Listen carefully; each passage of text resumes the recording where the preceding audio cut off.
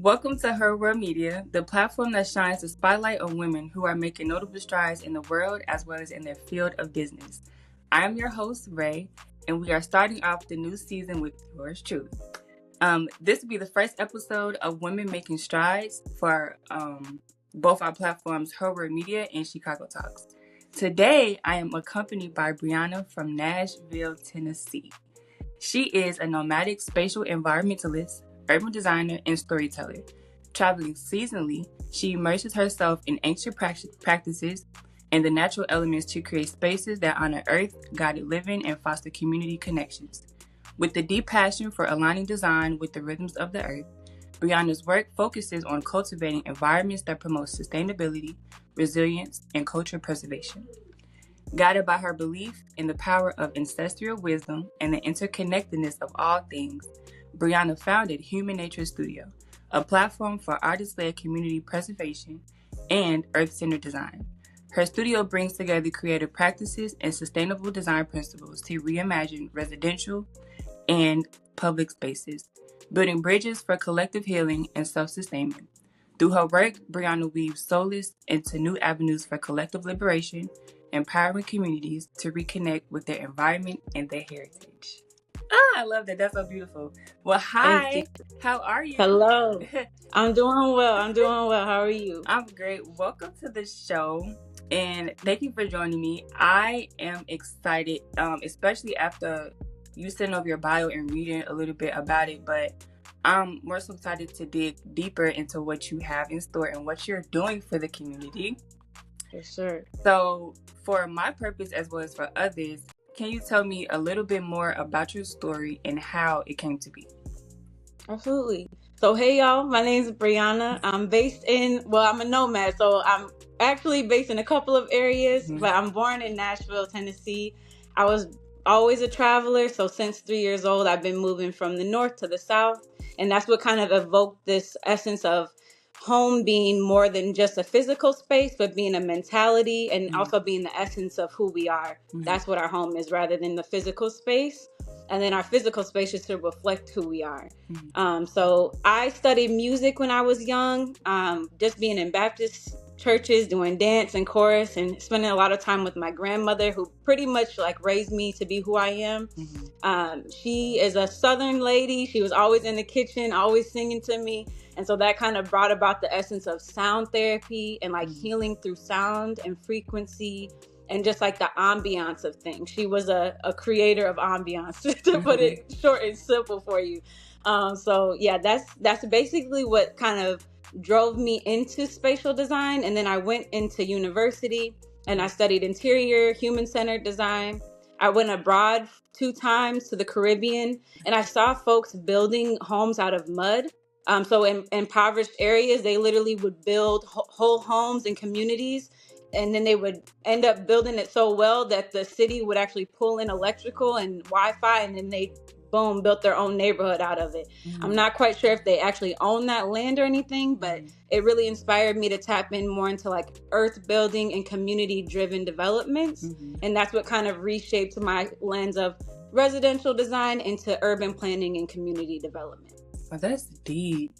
Okay. And when I first read nomadic, I definitely had an idea of being a nomad as well myself, because like for like the past couple of months, I remember like a year or so, I saw like a lot of different RVs, like a lot of people taking buses and turning them into mobile homes. And I'm like, that doesn't sound like a bad idea, because I do love to travel myself. But I also would like, a home to go to when I don't want to travel. But just being able to travel all around in the States, or even in different countries, and really just exploring how other people live, and like how you're explaining people building something from nothing. I've seen documentaries of village people who are building their homes out of mud, out of sticks. It takes a community to be able to want to do something for their own people. And then the fact that you're interested in bringing that forward, it's something that's needed within our community, because we got to stick together some way, somehow. And it has to be at least one person or 2 people that are taking those steps in order to push that forward, Absolutely. Yeah. And I love that you're interested in nomadic living. For me, Mm-hmm. I learned about it back in 2020, and we'll probably get more into that later. But Mm-hmm. for me, I really want to promote nomadic living to our people, because back in the day when RVing first started, it was luxury. Only the most affluent people would be able to have the time and space to get an RV and go take their family out into nature. Mm-hmm. And that's something that our people really fought for back in the 60s and 70s, was access to the outdoors, access to the beaches. And so I'm really passionate about bringing that to our people Mm-hmm. and saying, it costs this much to rent, Yeah. but it costs this much to own a unit. And then we only have to worry about making these nodes to where if you come west, you can park over here. Mm-hmm. And if you come east, and I don't want to talk too much in depth of it because it's Mm-hmm. still in the works, but Yeah. I do a lot of off-grid work when I travel to make these connections. And the goal is to build those out even stronger, so that way we have safe places to go as we travel. Yeah, we safe spaces is essential for our people. It's crazy how we have to research, is this place safe for Black people? Is this safe? Is Yep. it safe over here? And Mm-hmm. it's sad, but we know our long history and things like that, but we have to create those safe spaces in order for us to be able to travel and just live freely instead of living in fear. And there's quite a few different, like, I'm not sure if you've heard of Black Nomads Meet. There's a couple of different places like that. I was able to work with them. They do meetups for our folks. Mm-hmm. So there's a lot of different nomads, but they're off grid, so they're not online. Right. So it makes it hard to connect with them. Mm-hmm. But when you find them, it's a long lasting connection, and it's just the mindset of a nomad. We're not worried about keeping the light bill on. We're worried about getting access to sunlight. Right. Yeah. So it's more in alignment with what our people really want to be worried about. Yes. So yeah, I'm very passionate about that off-grid living. Yeah, and I'm a big nature person myself. I love nature. It's like when especially going to like different state parks or like nature walks and things like that, for me, it's really big.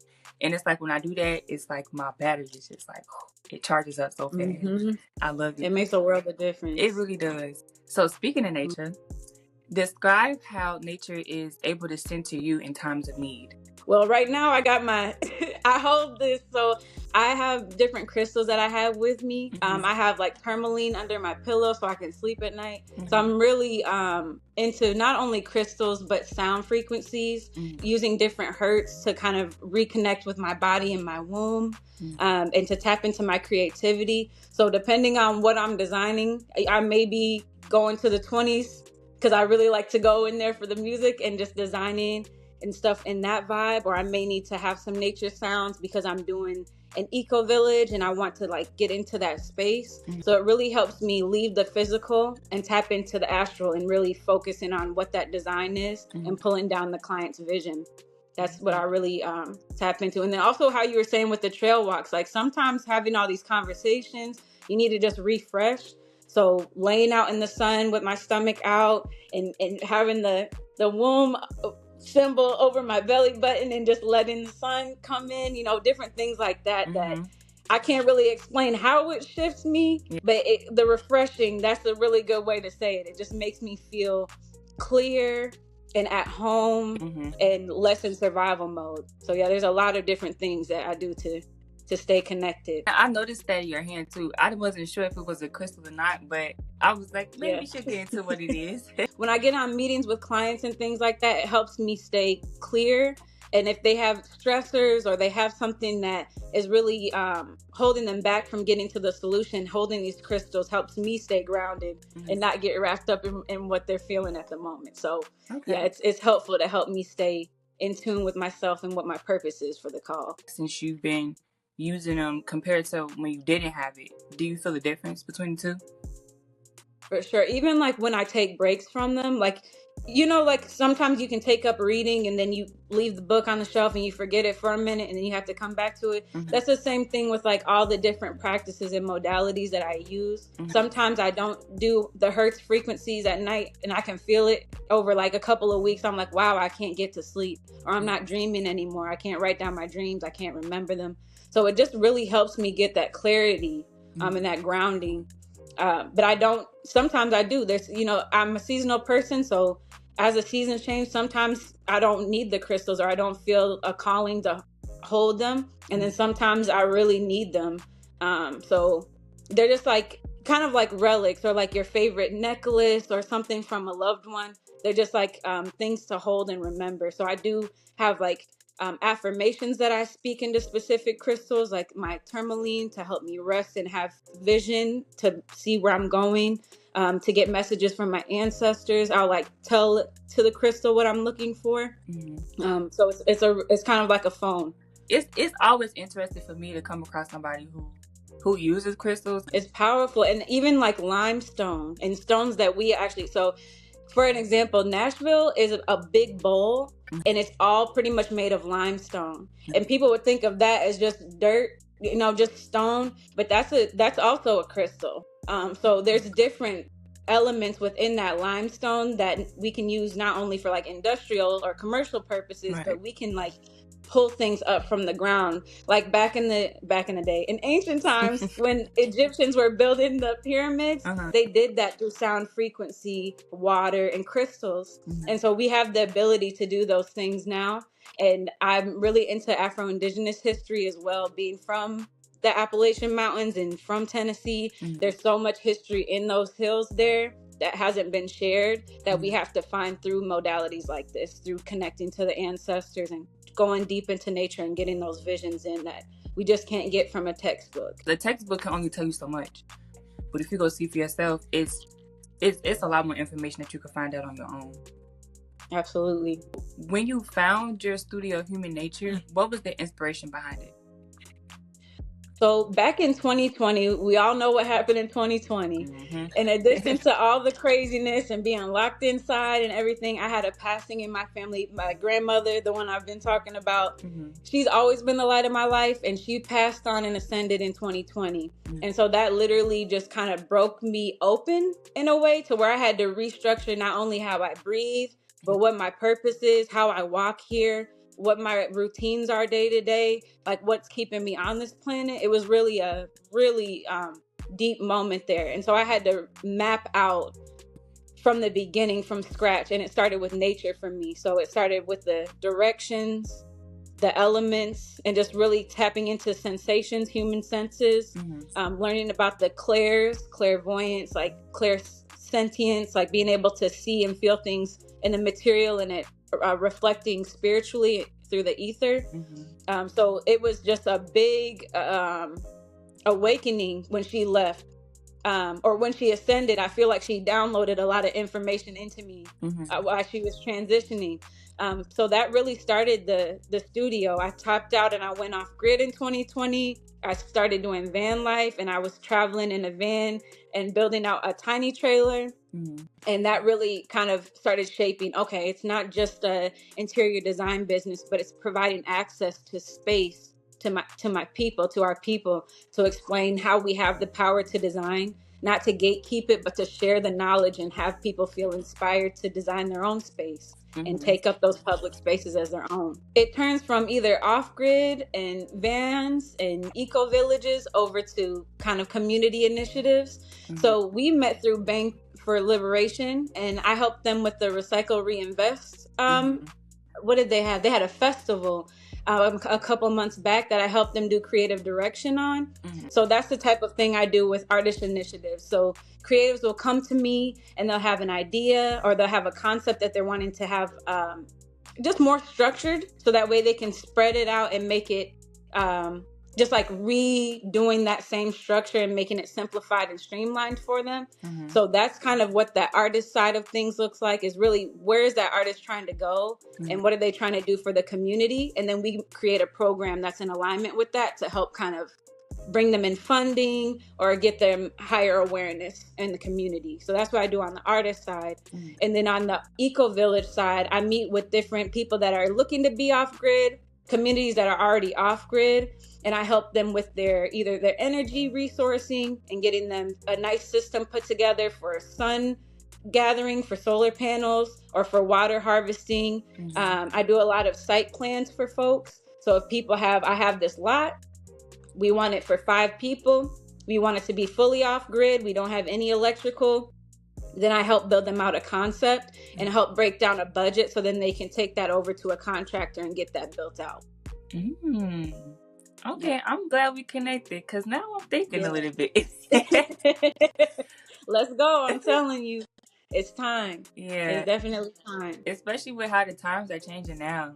And the cities aren't, we've had multiple migrations as people, from being out in the country to being pushed into cities because there was the only place for opportunity and education, and then back out of the cities because we want to be in nature. And so I think we're in this point of, can we have both? And I believe we deserve to have both, and we can definitely have both, whether that's having a mobile unit that's in the city and you can leave whenever you want to, or having a village that's right outside the city that you and your people can go to just have safety and do some creative just brainstorming deep in nature. But we deserve that, and we can definitely build it for ourselves. We can.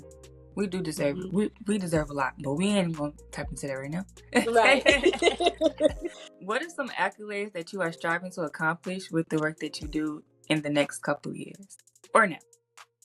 For sure. So for the next couple of years, I really just want to keep building up the consistency. So I travel. This is my third year traveling around, and I have a specific space that I go to for each season.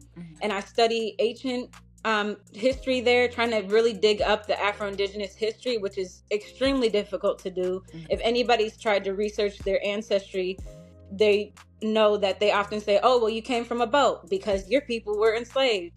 Most of the people here that are of color are copper tone people that are Afro-Indigenous to this nation, and they were never enslaved. And so finding that research or finding the answers to that is really hard to find. So I like to go to different locations to try to either channel that energy, to try to get some hints from the universe of where to go, and then also tapping into Afro-Indigenous communities too. So that's what I do, and I'm trying to just build upon that. So I have a collective.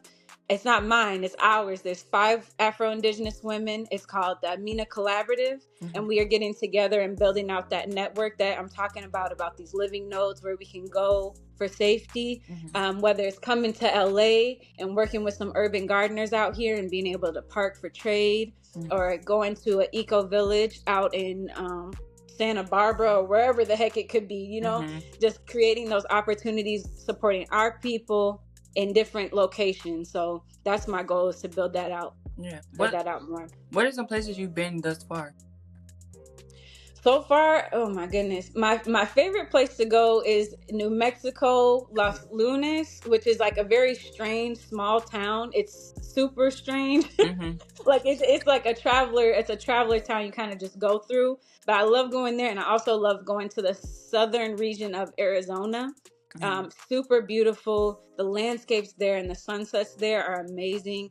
And there's a lot of tribal nations there too. So I can go and go to the cultural centers, sit and hear what their version of the history is, and try to kind of tap into the knowledge where I can. But if you've ever been to a reservation, it is very hard to get the people to trust you.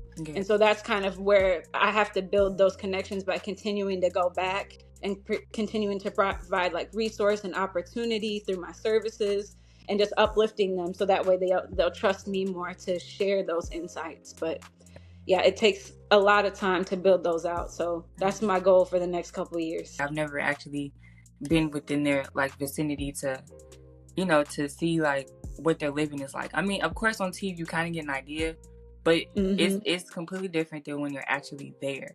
And when you're able to listen to their stories, and even when they talk about what they're doing now as opposed to their ancestors and things like that. And then even in school, I took an anthropology class, and we briefly, spoke about life on preservations and how they're accustomed to how they lived back then. So when times change, it's now they have to adapt to these more modernized, ways of living, and it's that's not what they were supposed to do, Right. Yep. So. And they also are a lot of folks call them plantations, which is really, that's what it feels like when you go there, because you would expect to see, and this is out of my ignorance, I expected, they must be doing Native American things. They must be traveling or dressing a certain way, or their housing looks a certain way. But a lot of them are Americanized. So there's trailers, the regular homes. A lot of them aren't, because their own nation, and they don't get a lot of funding other than just direct government funding. Everything is really restricted for them, so they have to do things a certain way, and it's definitely not by the ancestral guidebook. And that's what makes it so difficult. And whenever they leave their reservation, the healthcare, they don't get healthcare outside of it. So if anything happens to them, they're kind of stuck where they are. So it really forces them to stay inside of their nation and then following these specific rules, which makes it really difficult for them to like spread awareness about them and about their people. But we're working on that. Definitely. But keep working on it, because they need the assistance. We definitely, I've always, quote unquote, Black people and Indigenous people have always been together. We've always been together in the movement, and it feels like right now we're not really together. It's kind of like a cloud has been put over both of our minds to where we forgot about each other, and we don't remember that. But there's a long history of us being together, and not only during slavery time, but long before that, we were trading and doing work together and building whole cities together. So there's so much that we can do. I love like speaking to different people about like history and stuff like that. And one of the things like I found myself saying a lot is we forgot who we are and we forgot where we came from. And it's so many like distractions going on now, and it's taking everybody away from like the bigger picture. And some people may not understand what like the bigger picture may be, but how I was saying earlier, like we have to help our people, you know, even if they may not have like the same background, and that they may not be Black or whatever the case may be, but if they have like a similar backstory, you know what I mean, like facing like the daily struggles, just living in this world today, like we have to band together, because nobody's going to do anything for us besides us, you know. Only we have that inside intellect where it's like, okay, we know what we need, we know what we have to do, we know nobody's going to listen, but where are we going to start? And like I said, it starts with like either one person or two people, and then those people may band together and bring another person or whatever the case may be. Absolutely. And I really hate that we've forgotten about helping one another. And even back then, like during times of slavery, when one person found one way out, they going back to go, you know, help other people. Right. And we need to go back to those times, and we have to put our differences aside. Even within the Black community, we somehow cannot find to put the differences behind us or below us. Like we hate one another for no reason. It's like we all in the same boat, you know. And then when it comes to like other nationalities of people, they're like tight knit, you know. So we got to find that balance between Indigenous and Black people, but we got to find a way within the Black people to make that light come back. Absolutely. And I think it does come from finding out who we are. Like all of our leaders have always said, like, the worst thing is like getting us to read, like getting us to understand and getting us to really know where we come from, because we're just stuck on this boat concept. Like there's no earthly way that all of us got over here on these boats. There's no way. There's no possible way. And there's so many images of people talking about the tobacco Indians, and those people are Black. They're dark as night. It's beautiful. And so you see these pictures that are just hidden. And then I also was able to work with the organization in Nashville that does the Native American Indian Association. So they're the only organization in all of the Middle Tennessee that provides support to Native Americans. And so they get like statues and things sent to them from people that are just private landowners that find statues on their land. And why are the statues women with locks, wide noses, and holding their womb? Because someone's Indigenous. Someone, you know, so there's a lot of history that because they keep us fighting, we can't sit in our peace to receive that. Because it would only take a moment of peace for us to realize that there's so much that we're connected to here, that we can't be connected to these foreign lands, that when we go there, we're not welcome there. Like we belong where we belong. And so not everyone is Indigenous, not everyone is African. We come from everywhere, you know? So I think what you're saying about us all coming together on one accord, that doesn't have to do with the white gaze. That doesn't have to do with, well, what is your connection, or how far are you away from whiteness. Right. Like that's not relevant. It's just not relevant. And the indigenous, like the Hopi prophecy, there's, if you look it up, there's a lot about it, and I'm no pro on Hopi prophecy, so please don't quote me too much on this, but they talk about the rainbow children. And the rainbow children are from all different backgrounds, and they come together to bring this nation back to what it is. So when you see people that kind of have that vision and can understand, like, the system that we're doing right now, the city, that setup that we have is not conducive to who we are as humans. There's a lot of people that are coming into this movement and having that understanding, and it's a divine calling. It is. To have that knowing, for sure. And it's a pleasure to be able to even have that space to think that, because a lot of people are in survival mode, you know, just trying to make it work. When others are able to find that peace and be able to actually understand and read and get out the mentality of it's just a boat, you know, we can do some powerful things, because once people realize that, and once they remember, like, when we all been together, we're powerful.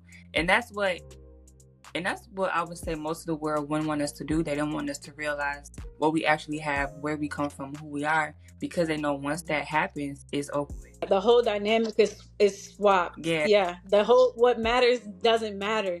Like what is relevant right now is not relevant. And I feel like we all have that feeling. Like we all have that feeling, like, I don't want to talk like this. I don't want to maneuver like this or have to work this way. Like, all of that is shifting, and like there's no force that we can do to change it. Like, it's just naturally flowing and happening that way. So my goal is to just help people that are starting to feel that, or have already felt that and are doing that in their own community. A lot of the organizations I work with are pillars of their community, like Miss Pearl's Community Garden in Nashville. I work with her.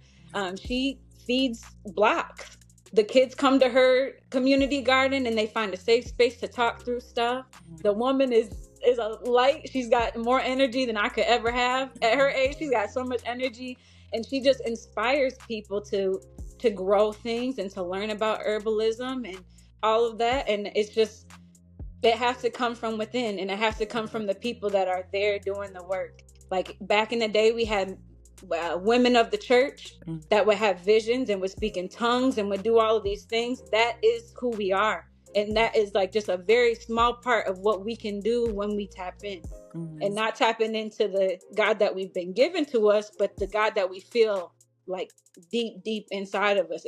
It's immaculate. Absolutely. With the work that you've done this far, what impact has it had on people? And what impact has it had with everyone that you've been assisting so far? Sure. So with the impacts, I would say it's giving folks more clarity and confidence.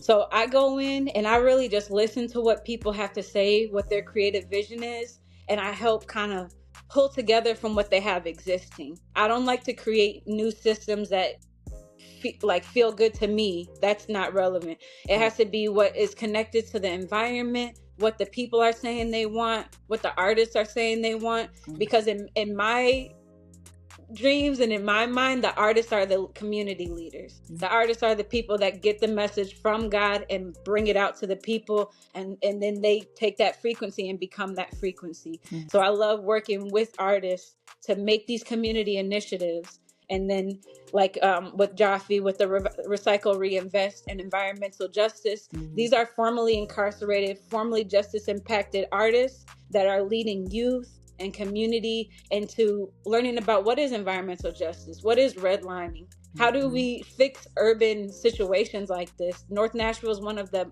highest incarceration rates of young Black men in the nation, which is crazy because Nashville is so small compared to LA or Chicago, you know. And Chicago's incarceration rates are insanity too. But like, just to have people that understand where they're coming from and can talk to them and have that artistic outlet as well. Like, that's my goal, is to uplift those people that are looking for grants and opportunities. Like, let's get that pilot rolling. And so that's how I impact people, is I weave webs together to help them kind of self-sustain. Somehow we just all able to find each other, you know, and connect and be able to have these conversations and be able to share with other people, because there are some who may be looking for, you know, people like you or people like Jaffe or any artists or creatives in the world. And when we find each other, you know, we have to speak on one another, you know, help bring that connectiveness together. And I appreciate you too, because the outlet, I'm always working. So if you look at my social media right now, it's very sparse. I'm not often on social media because I'm in the community or I'm in the studio doing work. Yeah. And so my job is to like uplift the people that are doing the work. And then you are giving me an opportunity to talk about my work. So it's just, it all weaves itself together, and it is a blessing. And I know it's divine when I have conversations like this, and I'm like, how how did this come about? Like, how the timing is perfect. It's just, that's how I know that I'm in alignment and I'm doing what I'm supposed to be doing, because I get to have conversations like this. Yeah, for sure. And when I'm able to have conversation, it brings me a sense of confirmation as well. Like, okay, I am on the right path to what I should be doing. Absolutely. Yeah. What are some things that inspire you to keep going? Well, my grandmother always used to end all of our conversations with "make your grandmother proud." So every single day I always hear that. So it's my grandmother, source, because at this point, why I'm here, like, I don't fear death anymore. Like, once I'm out of here, I get to go to her. I'm good. Like, I'm when it's time to go, I can't wait to not feel human pain anymore. You know what I mean? I'm good when it's time. So for me, it's like, my days are numbered. So just to remember that, like, what is my purpose and why I'm here? Like, keeping that fire lit underneath me of like, I'm not going to be here for forever. So what do I want to leave here? And then also the children. I'm the oldest of all my siblings. And I just, whenever I look at the future, like, the thing that keeps me inspired, because I probably won't see these eco villages is fully built out and hundreds of thousands of people in them. I will probably just see the first settings of these land trusts being built for us, you know.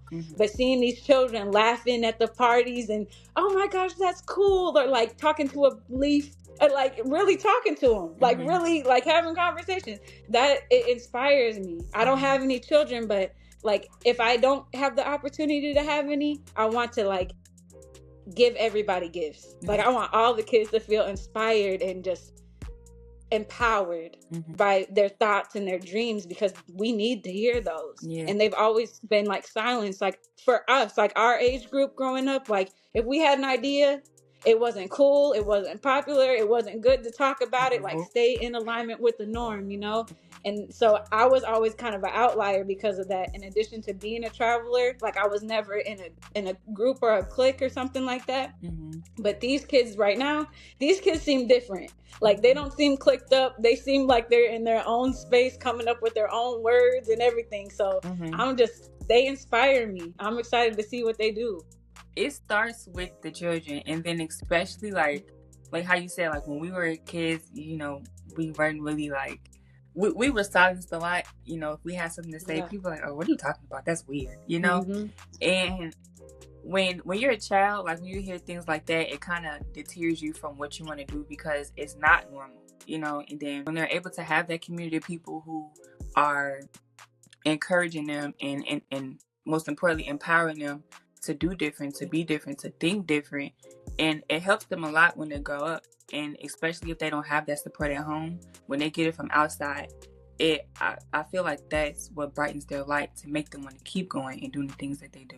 Absolutely. Like, I don't know if you remember a kindergarten teacher or some middle school teacher that was just quirky and out of it, but like, they saw you and it's like and you remember them, you know. Like, I have a kindergarten teacher, I can't even remember her name, but I remember her light. And like, that carried with me. Like, I'm good. Like, I might be a weirdo. Yeah. That's cool. You know what I mean? That's cool. Yeah. But it's like, it's time for the rise of the weirdos now, which is like, yeah, that's what's up.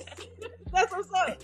So, I mean, everybody come out from your corners. You know what I mean? Let's go. Let's go. It's time to show them, like, there's a norm, and that's great. And the people that are supposed to do that did that, and they did it well. But now it's time for something different. Yeah. I know for me, me learning more about you, it has helped me build a bigger and a better picture as of what you're doing.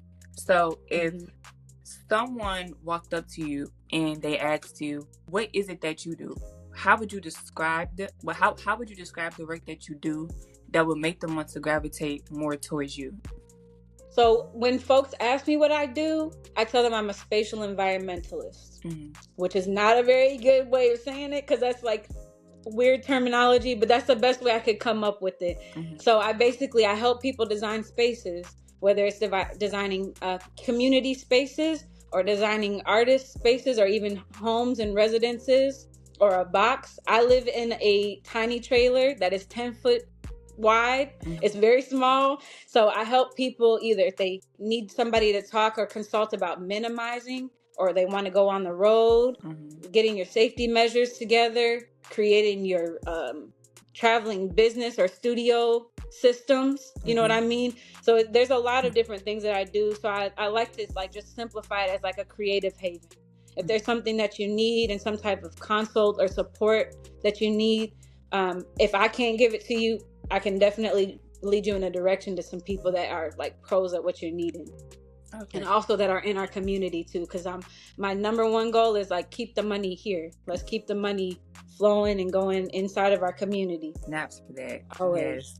Yes. The more we speak, it just keeps taking me back to like the ancient time. Not ancient times, but like the olden time when when everybody was trying to keep the Black dollar within the Black community.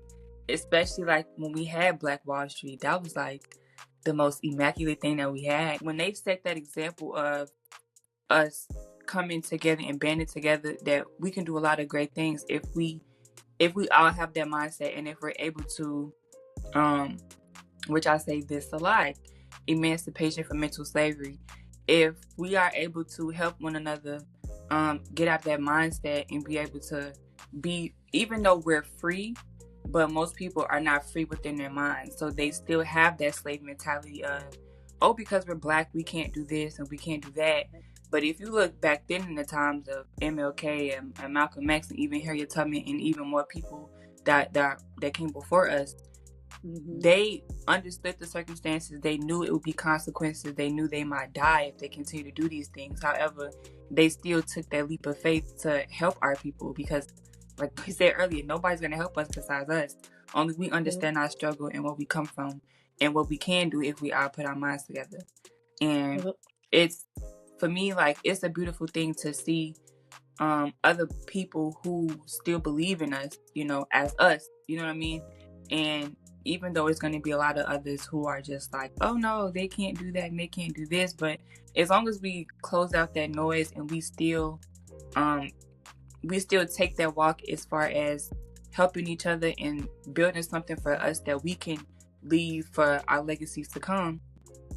You know, even though it's a lot of work to be done, but I still believe it can be done. It's going to take a lot of small steps, and it's going to take a lot of people to get to that point. But as long as we have, like, you know, these thought leaders and like these leaders in general, and those who are taking those steps in order to help us, we can go far, you know. So. And my thing is the leaders of that time were leaders of that time, right? You had a lot of men leading in response to destruction and terrorism against our people. So you had a different type of fight, right? We were marching. We were just a lot. I don't even need to get too far into it because it make like I can feel it, and you know what I'm talking about. So we had to do all of the war tactics, but now we're at a space where we understand. Like my grandmother, before she passed, she told me I marched so much and nothing has changed. So that reminded me, like, okay, so we had thought leaders that were inside the universities up high and judging. We had people that were out here on the streets marching and judging. But what about the people that were in the back feeding the kids and making sure the revolution would continue? Those women are the real leaders. And so with the collaborative, for us, we're Afro-Indigenous women. We identify as Afro-Indigenous women, and we're leading this movement as women, and we're tapping into our ancestors and the ways of our human practices and just resetting that up. And I think that it is going to be really interesting to see what leaders do that change from the norm. Like Joffrey's a leader he's a collaborative leader. He's not like a hierarchical. All of his people are in every single conversation. And he doesn't look at himself as a leader of a movement. I don't look at myself as a leader of this, I see myself as a web weaver, as someone that helps build bridges. You know what I mean? And I think that's the new type of leadership. What are you doing? Like, I understand you saying and you in the show and the stage, but what are you doing though? Like, how does it? What's it look like for our people? Yeah. And so that's with the currency shift. Like, it's no longer dollars and dimes. It's like, how many faces have you touched? Like, how many people know you? And so I think that they're shifting, and I'm grateful to be here. Yeah, for sure. Yeah, especially in this time of shift, we need more people like you and other people who are, making those strides, whether they're male or females. And because when times change, as people, we cannot be stagnant, and we, they be like, oh, when times change, you got to change too. That's true. But in the sense of change, you have to be able to alter what you used to know and how you used to operate. You may not want to operate in like the times of now, but you want to operate outside of that, as opposed to actually make a difference. The pivot, not a complete step over. Like, we have to still be connected to who we are. Yep. And it feels like it's a time of reconnection. Like 2020 was like stay inside. Yep. Which was like a whole reset, completely. A lot of people started doing their own creative things, not even like jumping into new businesses, but like creating stuff, like really tapping into that side of their mind. And so that was the start of it. And I think as the outside pressures continue to pressure us, that only makes diamonds. They say it all the time. Yeah. So we'll see. Yeah, we'll see. We don't fail though. So nope. We'll see. We'll see what happens. So to close out, I want to ask, to throw this in there, with what you're doing, is this a passion for you, or is it a dream that you made come true? It's definitely a dream that I made come true. And that was actually, and I read through the questions, that was one of the answers to what keeps me going, is I'm living this dream. Like, before, I used to be so sad. Like, before 2020, I was so sad and unhappy with my jobs and the clients. Like, it wasn't in alignment. But now I feel like I love doing what I do. Like, I love the work. I love the clients and the outcomes. And what really keeps me going is like the idea of total liberation. Like, okay, you're off grid, like, and you get to do what you want to. But what does total liberation look like? You got a community. Like, you got multiple communities that are also just as liberated, and you can do business with them, So that's what keeps me like very much so fired up. Like, very, very fired up. Is like, I feel like we're stepping closer to it. And for me, it's like, in my mind, it's already here. It's just like making those connects. Like, everyone's already doing their part. It's just making those connections. So I don't know if that was the question, but that's definitely living my dream. It's what it is. My passion is more like singing and like sharing the message and like telling these children what I really think about them. I just dropped my first EP, Sunchild. Don't you know you're like clean? That's for all the babies. So I sing jazz and blues. And so I love that old country, Etta James, Mississippi, Nashville sound, like off the beaten path, kind of little country a little bit. Yeah. That's my passion, is really pulling the ancestors back up to remind us. My passion is to make people remember. I like that. As long as we have like that sense of finding some type of art where we can remember these certain things, the more we keep doing it, we should be able to get a couple of people thinking. And when those couple of people get to thinking, that's when the gears start turning. And okay, well, you brought this up and it makes a lot of sense. So let me kind of like see what you over here talking about, Yep. And then that's when more people just start to gravitate. Because like I mentioned earlier, like, I do poetry. So sometimes I write about like us and the things that we've been through. And even just revisiting those situations and talking about like the modern times, you definitely see like a connection between the two. But it also, for me, when I write it, which I will hope everybody else has that same understanding as well, when I'm able to write these things out and like pinpoint certain scenarios and things, it gets me thinking like, well, when are we going to wake up again? You know, when are we going to be able to do the same things our ancestors did and not just be able to sit there and listen to what somebody else has to say because they think they may know what's best for us. And it's like, we know what's best for us. Not one person of our community that knows we're a collective. Like, they want to call all of us one, then we'll be that. Like, if you want all of us to be, then we all know what we all need. And that's how I designed from the family outward for that very reason. The mother and the father know what the family needs. When the mother's happy, the baby's happy. Like, it's simple things like that. Like, we just have to really go back to the basics and keep that as our playbook. Like, super simple, and then we can color it however we want to color it. But I think I just can't wait for not the awakening to be a trend, because I feel like we kind of got that a little bit where like everybody was like, the awakening was a trend, but I can't wait for like self-sustainment and like understanding of our history to be a trend, because I feel like the Black Wall Street, like things come in a quick, they rise and they fall real quick. But what happens when it's a slow burn and the mothers are the ones telling the stories and then the kids tell the, you know what I mean? Like going back to what it was. Yeah. That's a slow burn that takes, how many years did it take for them to make us forget? We don't know, but I'm sure it was more than 400. It was. I'm certain it's more than as many as they kept us enslaved for. So yeah, I'm into a slow burn. I'm really into a slow burn. Yeah.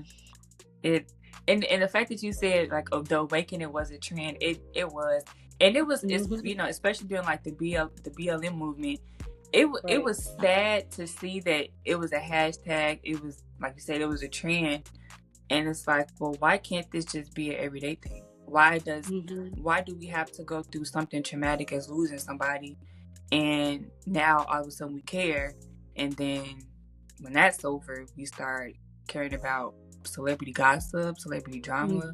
What is that? How does that benefit us? How does that benefit our lives and what we need to do to be better as people? And it need, like, that slow burn, we have to get that back in our communities, because the trending caring is like, why, you know, it's this when I think about it, it just makes me like, you know, but yeah, it's frustrating. Yeah, it really is. It's frustrating.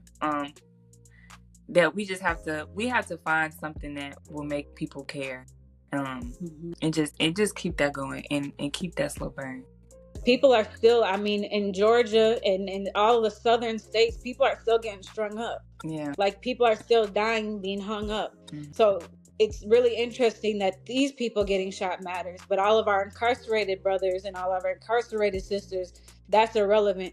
These fires that are going on, they're paying, like 30% of these firefighters out here fighting these storms are incarcerated people getting paid $6 an hour. Crazy. Most of the stuff we get, like the toothpaste caps, different things like that. Like, our people are making that stuff slave labor for free. Like, why are we sitting here, like you said, worrying about celebrity, and then these couple of people that pass on, we memorialize and turn them into MLK? Like, just cancel out everything that they said and turn it into like, what's the most palatable thing about that they ever said, and then turn that into who they are. You know what I mean? Like, it seems very strategic. So when I see things like that, when things turn into hashtags or become trending and popular, I always side eye it. Like, what's the strategy behind that movement? Like, what was the real purpose of that? Like, pride, like they put the flags up, but then, like, what's the point of this? What money are they making off of us yet again? That's how I always look at it, because where's the funding coming from, and why is the funding us doing this at this moment? Like, why are we marching during a pandemic and getting everybody fired up, but they're sitting in their homes? Like, you know, it's interesting, but it feels strategich. It does. We could go on and on talking about this stuff, right? It's just it's just so much, and the fact that people are not really paying attention to this stuff, and you know, even with we ain't even gonna talk about that, but but the most important thing is that we do as people need to wake up and stay woke and not just be distracted by things that are not benefiting us, because we're not going to go anywhere if we pay attention to the wrong thing. and be fearless. Yeah. I feel like people know you can't live this life and not know that you're disgracing yourself. There's no possible way. You can see it in their eyes. They know what's going on. Everybody knows. You just have to be fearless about it. It doesn't mean stepping out on the street and screaming it. Make that change, whatever that looks like for you. If you want to get free, what does that look like for you? And how do you do it? And let's go, Yeah. Yep. And on that note, that was a beautiful way to close out. I want to thank you for joining me today on our first episode of Women Making Strides with Her Word Media. It was a pleasure talking to you, and it was a pleasure listening to your story and the work that you do and what you stand for. I love it. I love everything about it, and I hope that you continue to make these strides, and I also hope the best for you. And I know you're going to do a lot of great things, especially with the people that you connect with, but even as an individual yourself, the way how you speak about the things that you do, I understand that you have a lot of love behind it, and you're doing it for a sole purpose, and it's gonna impact a lot of people, like you said, whether if you see it from 50 or 100 years from now. But the fact that you're here now and you're planting those seeds and you're slowly seeing them grow, it's going to make a huge impact going forward for the children and also for the people that you're helping now. So I just pray that you continue to stay on that path.